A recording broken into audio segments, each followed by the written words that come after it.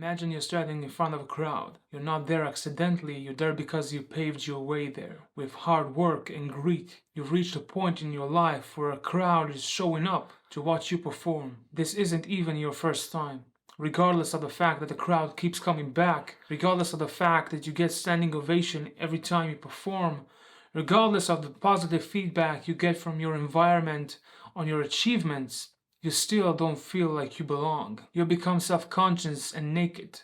You and all your inadequacies are fully exposed to be judged by the world. Man, that's a tough one. I have glitters, well, maybe a little bit more than glitters of this feeling when I sit here trying to record this video. And if you're watching, it probably means that somewhere in your life you felt that feeling too. This feeling goes by many names: imposter syndrome, imposter phenomenon, and recently I've heard of a new name called imposter adaptation, which is kind of a good name for this feeling that arises in a sort of compulsion or maybe addiction. To fight this most unwelcome feeling, we need to define exactly what it is and how and when we start feeling it inside our lives. True imposter feelings involve self-doubt and uncertainties about your talents and ability, and a sense of unworthiness that doesn't align, and that is key, with what others think of you, or the feedback that you're getting from your environment. Determining that imposter syndrome doesn't come from an outside source, but from within, from the way we interpret ourselves and our actions in the world, brings me to believe that there is one main potential cause for this imposter feelings. What can I say? Sometimes life just sucks. How we grow up with, who we grew up with, the people that surrounds us, our entire lives are not always optimal. Sometimes these experiences leave us branded with a feeling of inadequacies, regardless of our evident success. These feelings are what our deterministic reality programmed our minds to pop up every time we feel a little bit self-conscious and aware, which in turns welcome excessive self-awareness. If we're excessively self-aware of our action, it means we lack awareness to external feedback.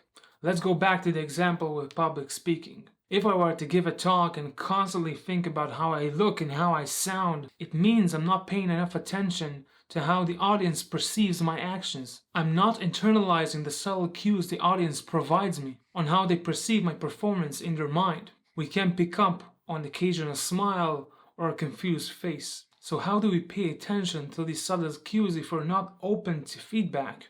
How do we deal with these feelings of inadequacies, constantly shifting our focus from where it should be? Fortunately, not all is bleak in the realm of imposter syndrome. The first thing we need to get our head around is that imposter syndrome is not all that bad. It's not all that bleak. Inadequacies and self-awareness are most of the time correlated with growth.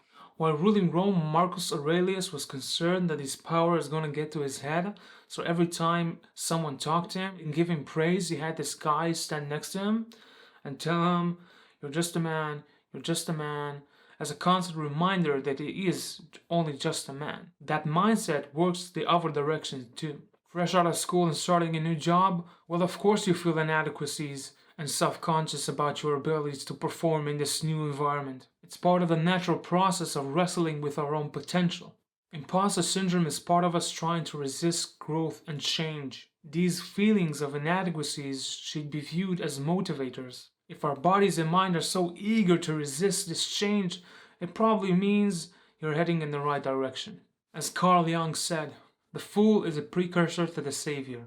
Allowing ourselves to have a childlike view, rid of ego, to all new things in life, allows us to better absorb the lessons life has to offer us and become true pros at what it is that we do. But what do we do if these feelings of inadequacies just won't go away? What if we keep falling into our head and being overly conscious about every small thing that we do, regardless of our evident success?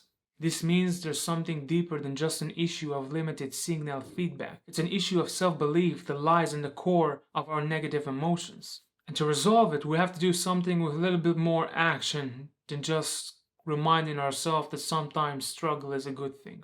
This method is the creation of Campbell Walker, the writer of Your Head is a Houseboat. What he suggests is a two-step journaling process that helps us unveil negative self-beliefs and reframe them in a new way. When you're overwhelmed by negative emotions, take a minute and answer these questions. What do you feel? What need isn't being met?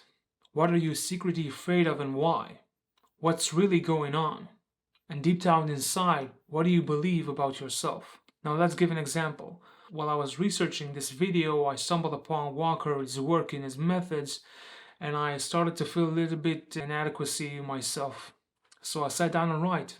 What do you feel? Scared I'm not good enough. What need isn't being met, being seen? What are you secretly afraid of and why? I will never be enough for anyone to care about me, and I will always be alone. What's really going on? I'm scared of being fake just to get attention. Deep down, what do you believe about yourself? I am unworthy of love. In time, we will notice patterns of negative self-belief recurrently pop up each time we get these negative emotions. Which brings me to the second part of this exercise. We start this exercise by taking this core belief we unravel about ourselves in the fifth question, and then making an effort to reframe it as new. Take a different personal example. Most of my life I struggle with ADHD and dyslexia, which leaves me most of the times feeling lazy. So each morning I will write, I am not lazy because. This little because at the end of the sentence primes our brain to seek out the answers to this why question. And then at the end of the day, we sit down and we write. I am not lazy because I did all the dishes that piled up last night. I finished all my daily responsibilities at work. I finished researching this video. I went for a run. I cooked this evening dinner. And you do this for as long as you need, preferably starting with 30 days and then go up from there. This method works because it utilizes the power of neuroplasticity.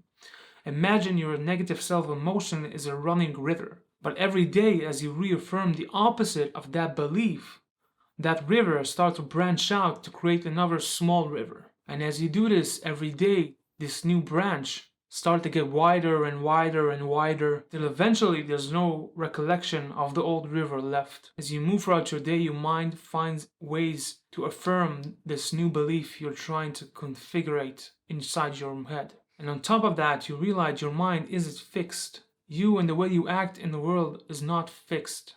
There are always opportunities for change. Thank you for watching this video. I really hope this method helps you out on your journey. And if not, well, I hope you find something else that does. Until next time, bye-bye.